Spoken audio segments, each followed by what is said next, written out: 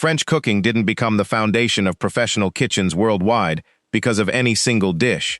It became the foundation because of technique, a formalized system of methods so precise and so effective that culinary schools across the globe still teach it as the starting point for training any serious cook.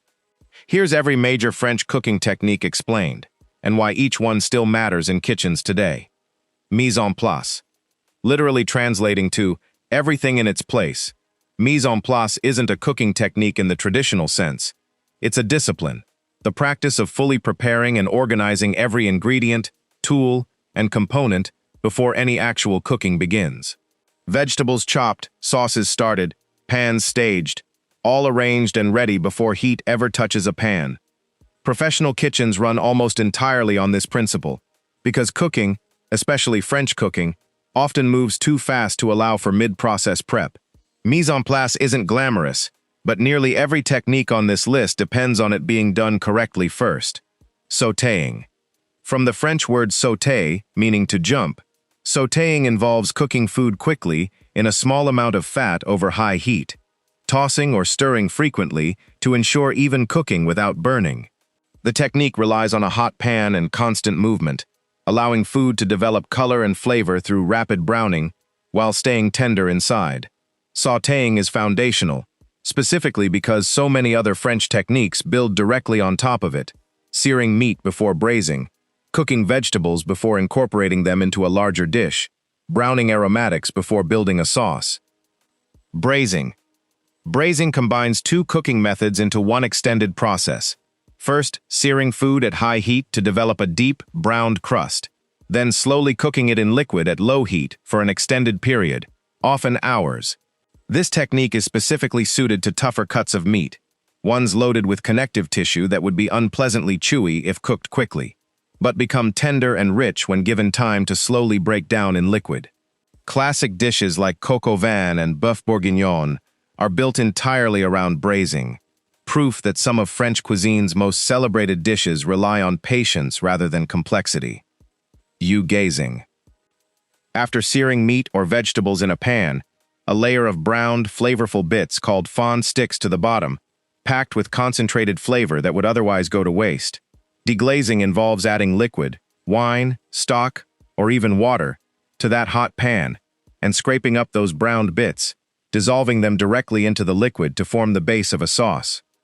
This single technique is responsible for turning what would otherwise be a wasted byproduct of cooking into one of the most flavorful components of an entire dish, and it's a step most professional pan sauces genuinely cannot skip. The 5 mother sauces. Codified by French chef Auguste Escoffier in the early 20th century, the 5 mother sauces, bechamel, velouté, espagnole, hollandaise, and tomato, form the base structure from which hundreds of other sauces are built. Bechamel starts with a butter and flour roux thickened with milk. Velouté follows the same roux base but uses a light stock instead. Espagnole builds a deeper, brown stock-based sauce reinforced with tomato and mirepoix. Hollandaise relies on an emulsion of egg yolk and melted butter, rather than a roux at all. Nearly every classic French sauce you've ever had, from Mornay to Béarnaise, traces back to one of these 5 foundational formulas, a structural system so influential it's still taught by name in culinary schools worldwide. Flambéing. Flambéing involves adding alcohol, typically brandy, rum, or a liqueur, to a hot pan and briefly igniting it, burning off the harsh alcohol content while leaving behind a concentrated caramelized flavor. Beyond the dramatic tableside presentation it's become famous for, in dishes like bananas Foster or steak au poivre, flambéing serves a genuine technical purpose, quickly reducing alcohol's sharpness while intensifying the dish's overall flavor through the brief, high-heat caramelization the flame produces. Confit. Confit is a slow-cooking preservation technique where food, most classically duck, is fully submerged in fat and cooked gently at a low, steady temperature for an extended period. The fat acts as an insulating barrier, allowing the meat to cook low and slow without drying out, while also functioning historically as a preservation method, since meat fully submerged in fat and properly sealed could be stored for extended periods before refrigeration existed. The result is meat so tender it nearly falls apart, with a concentrated richness that quick cooking methods simply can't replicate. Poaching. Poaching involves gently cooking food, typically eggs, fish, or delicate meats, fully submerged in liquid, kept just below a simmer, hot enough to cook the food through, but gentle enough to avoid toughening it or breaking it apart. This restraint is exactly the point. Poaching is reserved specifically for ingredients delicate enough that more aggressive techniques like boiling or frying would damage their texture, making it one of the gentlest, most precise methods in the entire French culinary system. Julienne and precision knife cuts. French cuisine formalized an entire vocabulary of standardized knife cuts: julienne, thin matchstick strips, brunoise, a fine dice, and chiffonade, thin ribbon-like strips of leafy herbs or greens, among others. These aren't just aesthetic choices. Uniform cuts ensure ingredients cook at the same rate, preventing a dish where some pieces are undercooked while others overcook, a level of precision that reflects how deeply French technique prioritizes consistency and control at every stage of preparation, not just the final plating.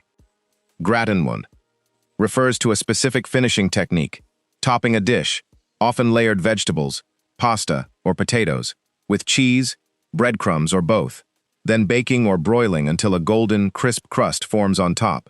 The technique's defining feature is textural contrast, a soft, rich interior beneath a crisp brown surface, achieved specifically through high, direct top-down heat rather than the more even heat used in general baking. Dishes like Gratin dauphinois demonstrate how a single finishing technique can define an entire dish's identity, putting it together. So when you look at what actually makes French cooking so foundational to professional kitchens worldwide, it isn't any single recipe. It's mise en place, creating order before anything begins, sautéing and deglazing, turning quick, high-heat cooking into layered flavor, braising and confit, proving that time and patience produce textures speed never could. The 5 mother sauces, providing a structural system flexible enough to build hundreds of variations, and precise knife work, ensuring consistency at the most basic level of preparation.